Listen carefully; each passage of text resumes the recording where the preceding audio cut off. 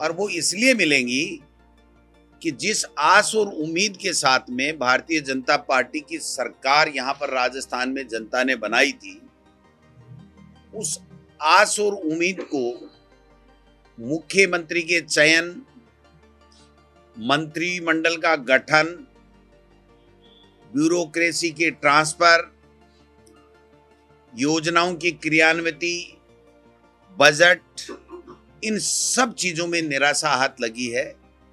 कहीं भी जो वादा किया गया उसके मुताबिक कोई काम नहीं हुआ है और ये पर्ची की सरकार भ्रमण, भाषण और भ्रमित पे पहुंची और उसके बाद में सर्कस बन गया। मंत्रियों ने इस्तीफे दे दिए। भारतीय जनता पार्टी के प्रदेश मुख्यालय में बैठ करके कैबिनेट मंत्री ये एक हाथ जोड़ के कहता है कि मुख्यमंत्री जी, मैं आपसे निवेदन करता हूं, मेरा इस्तीफा स्वीकार कर लो, लेकिन आज तक उनके इस्तीफे का कोई फैसला नहीं आया। एक दिन मंत्री की डिजायर लेटर पैड में साइन करते हैं, दूसरे दिन विधायक पे करते हैं। मंत्रिमंडल की बैठक में शामिल होते हैं तो जनता ये मानती है कि वो मंत्री हैं और दूसरे दिन कहते हैं मैं तो एसआई पेपर की भर्ती निरस्त कराने गया था, मेरा मंत्रिमंडल से कोई वास्ता नहीं है। तो इसलिए लोग बागों के एक जुबान पे आ गया कि ये सर्कस है और अब यूटर्न सरकार बन गई है। और यूटर्न सरकार इसलिए बन गई कि एक भी फैसला ये अपना लागू नहीं करवा पा रहे हैं। आप देखिए, शिक्षा विभाग जैसा विभाग जिसके अंदर इन्होंने पहले कहा था कि 100 दिन में हमारी ट्रांसफर पॉलिसी को हम शामिल करेंगे, इन्होंने वापस यूटर्न ले लिया। अंग्रेजी मीडियम महात्मा गांधी स्कूलों को हम हिंदी मीडियम में कन्वर्ट कर देंगे, इन्होंने यूटर्न ले लिया। उसके बाद में मोबाइल पर प्रतिबंध लगाया, उसको वापस ले लिया। फिर उन्होंने कहा कि प्रारंभिक शिक्षा पंचायती राज से 6D के माध्यम से हम माध्यमिक शिक्षा में इनको ट्रांसफर करेंगे, वो वापस ले लिया। फिर कहा था कि जो सरप्लस टीचर्स हैं, जो अगेंस्ट पोस्ट बैठे हुए हैं, उन लोगों को हम समायोजन करेंगे, जो रिक्त पोस्टें हैं उनके ऊपर, उन्होंने वो भी नहीं किया। फिर मंत्री जी ने कहा कि दूध योजना बंद करके हम मोटे अनाज की योजना लाएंगे, उसको भी नहीं किया। और कल तो हद ही हो गई जब एक ट्रांसफरों की लिस्ट आई और 3 घंटे बाद में वो निरस्त हो गई। आना और निरस्त होने से बड़ी बात यह है कि मंत्री ये जवाब दे कि कुछ त्रुटियां रहेगी उसको सुधार करेंगे, और यूडीएच मंत्री जारी करते हैं कि हमारे सेवर सदस्य जो नगर पालिका, नगर परिषद, नगर निगमों में, उसको भी 24 घंटे में निरस्त हो गई। तो मैं समझता हूं कि ये यूटर्न सरकार बन चुकी है, इसलिए जनता का इनसे मोह भंग हो चुका है। जनता के वेलफेयर के लिए इन्होंने गर्मियों में न पानी की व्यवस्था की लोगों के लिए, न बिजली की व्यवस्था कर पाए। बरसात में सड़क टूटी पड़ी है, उनकी बात नहीं कर पाए। बरसात में किसान की फसल खराब हो गई, उसका मुआवजा की बात नहीं कर पाए। कोट पैंट सिला लिए और विदेशों में भ्रमण कर रहे हैं, और विदेशों में कोई इनसे मीटिंग ही नहीं कर पा रहा है। होटल में बैठ करके और पर्यटक की तरह घुमाई कर रहे हैं। तो ये राजस्थान की जनता देख रही है और इस चुनाव में मैं समझता हूं कि उपचुनाव के अंदर इनको सबक सिखाएगी कि आप जनता के लिए, जनता ने आपको बनाया था, इसलिए जनता के लिए काम कीजिए। आज एक एमएलए ये नहीं कह सकता कि मैं इस सरकार में ये काम, सही काम भी करा सकता हूं। एक मंत्री नहीं कह सकता, मुख्यमंत्री नहीं कह सकता। ब्यूरोक्रेसी का भी मनोबल टूटा पड़ा है, 3-4 ग्रुप हो गए हैं, कोई किधर खींच रहा है, कोई किधर खींच रहा है। तो ऐसे में राजस्थान में जनता ने सरकार बनाई, लेकिन सर्कस देखने को मिल रहा है। गुड गवर्नेंस नाम की चीज नहीं है। आप बताइए कि एसपी की अगर उसी के मातहत कार्मिक अगर उसकी लोकेशन ट्रेस कर रहे हैं और आज तक सरकार की तरफ से कोई एक्शन की बात नहीं आ रही है, तो ये महिला सशक्तिकरण की या महिला अपराध को रोकने की दिशा में कोई काम करने की बात ये लोग कैसे कह सकते हैं?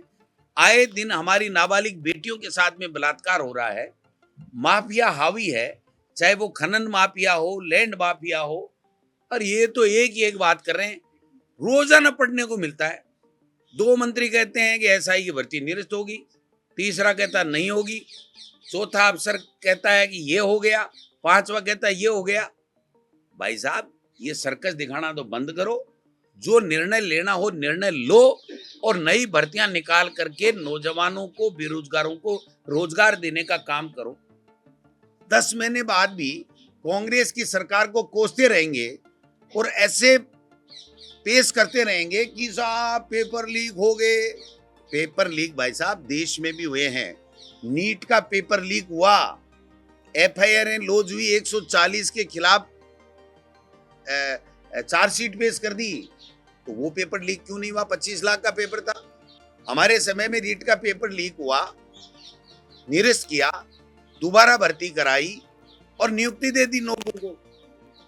लेकिन उसको आप कितने दिन टूल बना के आप झूठे बदनाम करते रहोगे। जिसको जो अपराधी मिल रहा है सरकार को, वो अपराध के खिलाफ काम करे, लेकिन अब ये सर्कस दिखाना बंद करे और गुड गवर्नेंस करे, योजनाएं अच्छी जनता के लिए लेकर के आए, जनता के बीच में जाकर के उसकी समस्या सुने। आपने देखा होगा तमाशा बना दिया इन्होंने। एक दिन 2.5 घंटे या 1.5 घंटे बीजेपी के कार्यालय के अंदर जन सुनवाई हुई और दूसरे दिन ताला लग गया। वो कमरा ही नहीं खुला, कहते हैं सुकूनी नहीं है, अब सुकूनी कमरा है, तो कोई दूसरा बना लो भाई। जन सुनवाई हमने कांग्रेस की सरकार के समय में अध्यक्ष था, मेरे से पहले भी हुई थी, हमने भी कराई, जन सुनवाई होती थी। 100 200 300 आदमी आते थे, हम उसकी सरकार में भेजते थे, उसका काम होने वाला हो जाता था, नहीं भी होता था वो अलग बात है।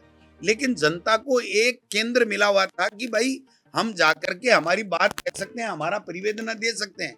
यहाँ तो कोई परिवेदना लेने वाला ही नहीं है, कोई सुनने वाला ही नहीं है। जब मंत्री खुद ये कहे कि मैं मंत्री हूं ही नहीं, तो आप बताओ जनता किसके पास में जाए? और एमएलए ये कहने लगे, जनप्रतिनिधि, कि हमारी चलती नहीं है, आप अधिकारी 2-4 के नाम वो बोलते हैं, नहीं बोलूंगा, तो उनके पास जाओ। तो ये क्या हो रहा है? ये तमाशा नहीं हो तो और क्या हो रहा है? इसलिए हमने तैयारी कर ली है 7 उपचुनाव की। हमने सीनियर ऑब्जर्वर एक विधानसभा के लिए बना दिया है, और हमारे संगठन के 2 पदाधिकारी होंगे, और बाकी चुनाव के लिए 4-4 5-5 सीनियर जो हमारे एमएलए, एक्स एमएलए, ऐसे लोगों की हमने वहाँ पर टीमें बना दी है, जिसकी घोषणा आज हम लोग कर देंगे। और पहले से भी टीम बनाई हुई है जिसने बूथ लेवल, मंडल लेवल और ब्लॉक लेवल के ऊपर जाकर के मीटिंगें की है। तीनों हमारे सह प्रभारी 2-3 दिन में 19-20 तक जाएंगे, वहां पर लोगों की राय लेंगे, लोगों से जो भी इच्छुक चुनाव लड़ने वाले हैं उनसे बात करेंगे, संगठन की बैठक लेंगे और सबकी राय लेकर के प्रदेश कांग्रेस कमेटी को देंगे। फिर हम हमारी कोऑर्डिनेशन कमेटी की सीनियर लीडर्स की रंधावा साहब की अध्यक्षता में हम मीटिंग करेंगे। उसके बाद में हमारे प्रपोजल हम लोग प्रदेश कमेटी की तरफ से हम आला कमान को भेजेंगे, और जो आला कमान वहां से उम्मीदवार देगा, वो उम्मीदवार हमारा कांग्रेस का उम्मीदवार जीत करके चुनाव जीतेगा। अलायंस के लिए हमारा केवल लोकसभा में इंडिया गठबंधन में आरएलपी की सीट हमने दी थी। नागौर में हनुमान बेनीवाल जी जीते थे, एमपी है हमारे इंडिया गठबंधन के। अब विधानसभा उपचुनाव में समझौता होना नहीं होना, या और किसी के साथ होना नहीं होना, ये सब पार्टी हाईकमान तय करता है। इसमें प्रदेश कांग्रेस कमेटी का कोई रोल नहीं होता है। इसलिए जो भी पार्टी हाईकमान गठबंधन के लिए निर्णय लेगा, तो हम उस निर्णय के साथ जाएंगे, नहीं तो हम सातों जगह, हमारा कांग्रेस की तैयारी है, हम चुनाव लड़ेंगे। अब लास्ट तक तो कर ही सकते हैं, करने को तो पहले ही कर दें। अब मुख्यमंत्री जी पहले विदेश से आए, फिर इनकी टिकटें विकटें भी हों, उनको भी देखना पड़ता है, किसको कहाँ से क्या मनाना धनाना चलता है, नहीं चलता है, सब चीजें ध्यान में रख के चलेंगे सर। लेकिन मैं ये कह सकता हूँ कि उम्मीदवार ऐसा होगा जो जनता जिसको चाहती है, जो जनता के बीच में रहता है और पब्लिक जो हमारी कांग्रेस का कार्यकर्ता ये कहता है कि ये जीतेगा और ये हमारा कार्य उम्मीदवार होगा, तो उसी हिसाब से पार्टी हाईकमान निर्णय लेगा। ये उनको केवल वो मुंगेरी लाल के हसीन सपने हैं। हरियाणा चुनाव अलग था, यहाँ का चुनाव अलग है। यहाँ पर सरकार भारतीय जनता पार्टी की बिल्कुल पूरी तरीके से विफल हो चुकी है। संगठन हमारा यहाँ मजबूत है, नेताओं में एकजुटता है। ए से लेके जेड तक जिस भी कैटेगरी का जो भी नेता है वो सब एक बंद मुट्ठी के रूप में एक साथ काम कर रहा है राजस्थान में। तो मैं समझता हूं कि यहाँ पर किसी तरीके की कोई मुगालते में भारतीय जनता पार्टी रहे तो वो उनकी वो जाने, उनका चुनाव तो वो कौन प्रभारी जी हैं वो आएंगे तो वो भाषण देंगे तो कुछ ठीक हो जाएगा। तो टीचरों भर्ती आप कर दो ना, आपको कोई मधुमक्खियों के डंक मरवाने के लिए मंत्री बनाया क्या? आप शिक्षा मंत्री हो, आपकी सरकार है, आपने कहा बंद करेंगे, हमने कहा करके दिखाओ, नहीं कर पाए तो आप भर्ती कर दो। भर्ती करना इनका काम है, हमारा काम थोड़ी है। अगर इनके कोई समझ में नहीं आ रहा है डिपार्टमेंट या कोई बात तो हमसे पूछ ले, हमारे से जो हमारा विजन होगा हम बता देंगे, माने नहीं माने वो उनकी बात है। आप लोगों से पूछ ले, आप कितनी जो चीजें समझते हो, देखते हो, पूरे प्रदेश को देखते हो, तो कोई चीज आपके भी संज्ञान में आती है वो दे सकते हैं। राय मशविरा तो होता ही नहीं ना यहाँ तो पर्ची आती है, काम हो जाता है और यू टर्न हो जाता है। आपको क्या तकलीफ है भाई, मेरे पे कस रहे हैं नहीं कस रहे हैं? हमारा सम्मानित सांसद है ना, तो कहाँ दिक्कत आ रही है? आप तो देख रहे हो कि कुछ ना कुछ लेके जाऊं, लेकिन वो गोविंद डोटासरा पहले वाला नहीं रहा। तो मैंने कहा यू टर्न किया नहीं क्या? मैंने तो बताया एक एक और बता दूं 20 एक। भाई यू टर्न यही तो ले रहे हैं, 3 घंटे में ऑर्डर निरस्त कर रहे हैं, 24 घंटे में ऑर्डर निरस्त कर रहे हैं। इनके खुद के बोले हुए शब्द मैंने लिए हैं, वरना तो मैं तो 400 पेज की कॉपी भर दूं इनके यू टर्न की। तो मैं क्यों आरोप लगाऊंगा? मैं सीधा साधा आदमी, मैं जानता नहीं। आरोप तो ये लगाते हैं जो कईयों ने तो भोग लिए और कई भोग लेंगे। कौन करे? तो मुख्यमंत्री तो विदेश में है और मुख्यमंत्री जी गृह मंत्री हैं, तो अब किरोड़ जी तो ये फैसला कर नहीं सकते, तो कौन करे? मुख्यमंत्री करे। उनसे पूछो, बीजेपी की बेट देखने वाले आपके जो मित्र हैं उनको कहो कि मुख्यमंत्री जी से पूछो, भाई आप गृह मंत्री हो, कब तक इनके खिलाफ क्या करोगे? मैं तो क्या कर, मैं तो यही कह सकता हूं कि ये बातें अच्छी नहीं है, ये बातें अच्छी नहीं है। आप महिला सशक्तिकरण की बात कर रहे हो और एक आईपीएस अधिकारी जो देश की सबसे बड़ी नौकरी होती है, अगर उसका मातहती उसकी लोकेशन ट्रेस कर रहा है तो ये हमारे लिए, पूरे प्रदेश के लिए गंभीर बात है। इतनी सी बात है, बाकी तो वो जाने उनको कार्रवाई करनी नहीं करनी, क्या करनी, जांच करनी नहीं करनी, वो तो उनके हाथ में है ना सब। वो तो अभी तो कांग्रेस वालों की जांचें करने में लगे हुए हैं, उनको फुर्सत कहाँ है अपनी जांचें करने में? उनकी जांच तो हम कराएंगे, समय आएगा 3-4 साल बाद है। बोले सीटा पूरा तोल जो, बोलो ताकड़े पर बैठाए तो शुरू गद्दी पर है, वो देखा गया 4 साल बाद में। हाल तो टाइम है भाई। वो बहुत गंभीर बात है, बहुत ही गंभीर बात है। 9-9, 10-10 लोगों की जानें चली गई और ये सरकार की संवेदनहीनता की पराकाष्ठा है कि उस पर कोई चर्चा ही नहीं। इनके तो सुबह उठो तो अखबार में देखो ऐसा ही भर्ती का क्या आया खटका।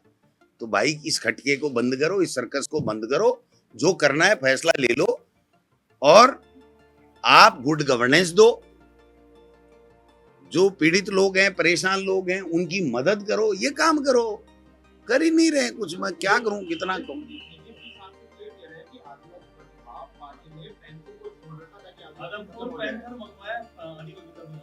किसने बोला? कौन, कहाँ? वो ही जाने भाई, उनके ज्ञान पे मैं तो टिप्पणी करने लायक हूँ, मैं तो करूंगा नहीं। मिलना चाहिए ना, हमने दिया था ना।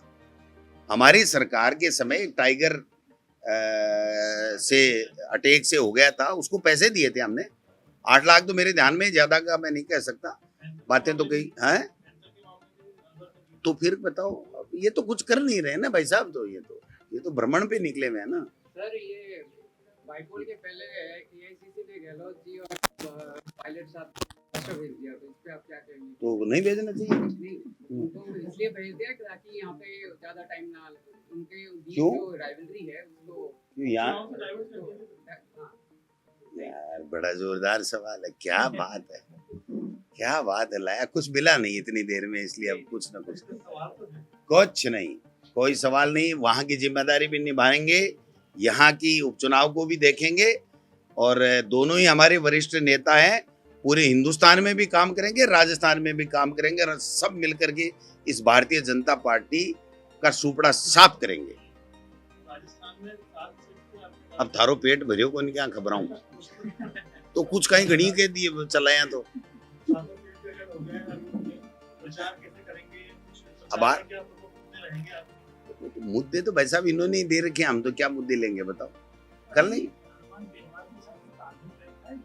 हनुमान बेनीवाल हमारा इंडिया गठबंधन का सम्मानित सांसद है, तो तालमेल ये है, कब टूटा मिला तालमेल, कोई टूटा मिला आपको? तालमेल ये इंडिया गठबंधन का सम्मानित सांसद है। हाँ, सब मिलकर के लड़ेंगे, बीजेपी का मोरिया बुलाएंगे।